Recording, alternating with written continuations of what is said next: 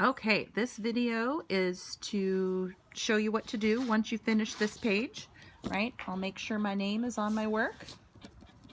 And then I'm going to set this aside, and later when it's time to turn in your practice work to get your driver's license, right? Because to sew with a needle, you need to have a driver's license before you start working on fabric. So we have another sheet that we're going to practice on. Okay, so you're going to get out this other sheet, and you might as well put your name on it now, right? Okay, and then we're going to practice some stitches here. Okay, we have the satin stitch, which is a larger shape that you draw and you make an outline of it, and then you fill the entire thing in. So if I wanted to have an eye that was made out of string, I can sew the eye, I could sew a mouth shape, I can sew all kinds of shapes with this stitch. Okay, this one is called couching, right? And couching is where I have one long piece of string and then I just tack it down. Couching is a really cool decorative effect. It doesn't work so well for holding two pieces of fabric together, but it's a really quick way of drawing a line, right? And then we have back stitch, okay? And so we're going to learn how to do a back stitch. And so when we have a back stitch, that means that there will be no spaces like we had before in the running stitch. So the back stitch means that we're going to actually start on 1 and go back to 2, right? And then we go skip to 3 and then back to 1. So it's a matter of jumping 2 ahead, 1 back. 2 ahead, 1 back, 2 ahead, 1 back, 2 ahead, 1 back. Okay, and then we're going to do the same thing, but this time we're going to do it on a diagonal, so we're going to zigzag up and down for our back stitch, so we can have a solid zigzag line when we're done. And then the last one we're going to do is a whip stitch, and the whip stitch is what we're going to do on the edge of our stuffies. So at the end, everyone is going to do a whip stitch, or what they call a blanket stitch, because it's how a lot of blankets are finished. Okay, and so we're going to put that right at the edge of our piece of paper, because at the end when we sew this, we're going to kind of get an idea of what the edges of our stuffy will look like. So if you've ever made a pillow before, it's going to be a little bit different in that we're not going to sew your animal inside out and then flip it and stuff it with the stuffing. We're actually going to sew it on the outside so that it can be a little bit larger, because that will save us some space on the edges, and it also will show off your stitching ability, right? So that's how we're going to do it. Okay, this lesson is going to be about back stitch. Now, back stitch is the one you most commonly see. It's easy to do. Once you learn how to do it, it's no big deal. It sounds a little confusing at first, right? And so the word back stitch, the word back, remember, means you're going to be going backwards. So you're actually going to sew 2 forwards, 1 back, 2 forwards, 1 back, 2 forwards, 1 back. Right? So instead of starting on the first dot, we're actually going to start on the second dot. So if you were going to start a back stitch, you wouldn't necessarily start at the very edge or the corner of your sewing. You would give yourself a little nails width of space. Okay? So to back stitching takes more thread than it does for a running stitch, because you're sewing backwards every time you go forwards, you're going to go backwards again, and so you end up with a solid line, not a dashed line, right? So when I mean dashed line, it means line, space, line, space, line, space. When we sew with our back stitch, we're going to have a solid line. So it's a nice, if you're going to draw or write, or if you were going to try to sew a word on your animal, or anything where it was really important to not have a dashed line and to have a solid line, then you will want to use a back stitch.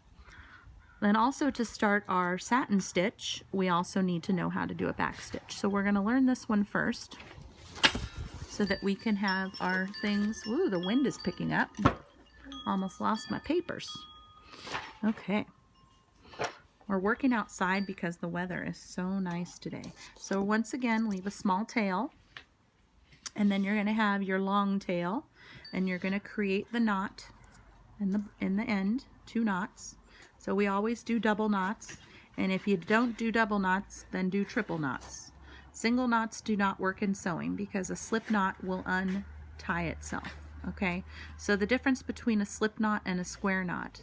So a square knot means that I do the opposite thing as I did the first time. So if I go over and then I go over again, and then I do it again the same way, over, and then, you know, so if I do it the same way twice, then it can come out easier. So if I was fishing, I would want to use a square knot because then I would know my hook and my bait would not fall off. Okay, so I'll show you a square knot again on a different time if you didn't get it, but it's a good one to know. Okay, so we're going to start with back stitch, and we're going to start on the 1, which is really not the first dot, right? So we're starting on the 1, and then we're going to follow the numbers in order. We're going to go to 2, okay, and then we're going to go to 3, but we're going to 3 on the underside, on the back side, okay? So I can see the dot through there. There we go. So we go to 3, and then where do we go? Back to 1. Back to the same hole, so I can have a solid line. Okay, so what we're going to do is try to fix this. I had accidentally ripped the paper, so I refixed it on the back. I'm going to just try to go back through my original hole for number 3, and then I would go back to hole number 1, but I ripped this across, so now I'm going to just make a new hole, just for the purposes of the video, right? Because you can fix your mistakes in sewing. Oops, and it doesn't want to stay. Okay, well, I guess this is going to be a learning moment, a teaching moment for everybody. Okay, so we're just going to keep going, because now there's nothing I could do because I ripped the paper. So I'm going to go 1 ahead, 1 behind. Right? But I'm actually going 1 ahead, right? So on the back side and the front side, you will have a solid line. So if I'm always going 1 ahead and 1 behind, if I was counting holes from the back, it would be 1, 2, right? So I always have to skip 1. So just know that a back stitch means that you're stitching backwards. You could go forwards and then back. And then you have to start to the next hole.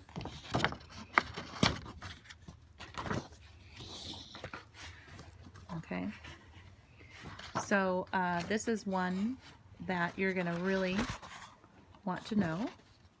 You might end up using it more than you use the running stitch, but if you were sewing something or were mending something, right, you'd want to back stitch it, because you want it to be strong. It's much more secure.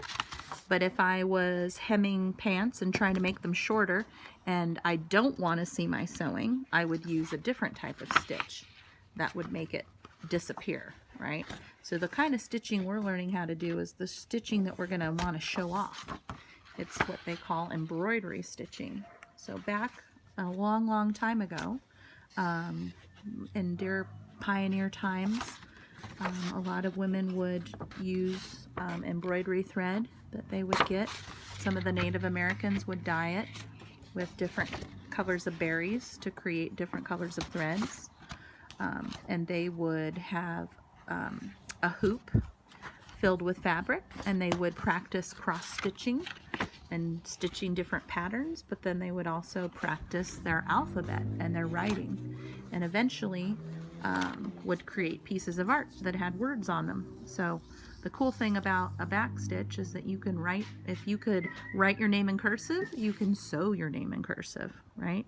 But I can sew a straight solid line. It's just like drawing a line, but I'm drawing with string. Underneath, go back to 2, and then we are going to go to 3, and then we're going to go back to 1. Okay, and then we're going to do it again, so then when we're done we have a solid zigzag line.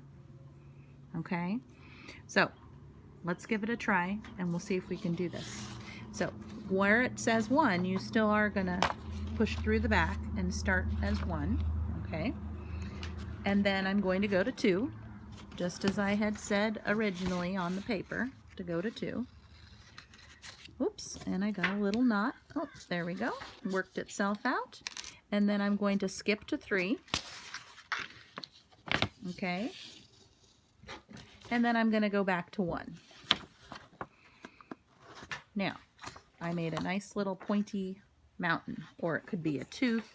It could be, so this is how you would, to make a solid zigzag line, right? So if I did a running stitch for this, it would end up only showing me half of the lines. And that's what I accidentally showed you how to do.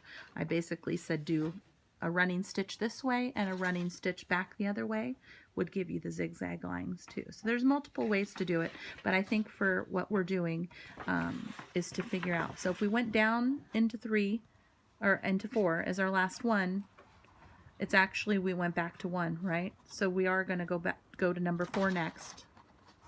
Okay. So if we go to 4, remember this is a back stitch. So if I'm going forward a number, then the next one I'm going to go backwards 1.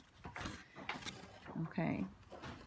And then I'm going to skip 2 numbers to 5. So from 3 to 5. And then I'm going to go to 4. Okay. So what it looks like on the front is very different than how it looks on the back. On the back it'll be 2 side-by-side lines, and on the front it will be zigzag lines. Oh, I don't know if everyone saw that. So on the front it's a zigzag line, but on the back it's 2 side-by-side lines, and you can see the zigzag is going to happen in between that. Okay, so from 5 I'm going to skip to 6 and then go back to 5. Okay, back stitch backwards, back stitch backwards. But I can't stitch backwards if I don't go forwards, so it means I have to skip 1 and go back 1 and skip 1 and go back 1. Okay, so I'll do 2 more and then we're gonna move on. My daughter's here next to me sewing. She's doing the projects too. She wants to learn how to hand sew. She learned how to use a machine during Christmas time, and now we're going to learn some embroidery techniques. Okay, so you would finish this off and knot it off at 15, right? So remember, our next one, we'd come out through here and back, and we go to the next one, and then out through here and back, and out through here and back. Okay, so that is back stitch zigzag.